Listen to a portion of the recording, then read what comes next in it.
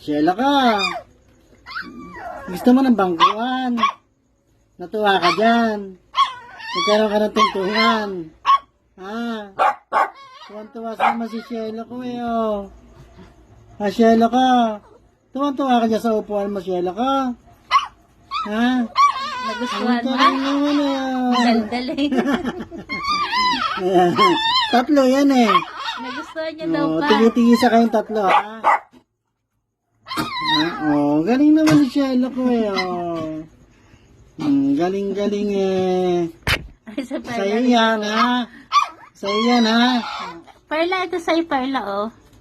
Kay Shela ko yan. Si Sorry naman, ang galing din ni Sorry, oh. Manang-mana sa mama niya, lagi nasa upuan din. Galing ni Sorry. Shelo. Ang cute-cute naman ni Shelo dun eh, oh. Kaya maririnig niyo po tumatahol lang aso sa labas pero hindi sila gumagaya. Ayan lang sila. Ayan lang sila.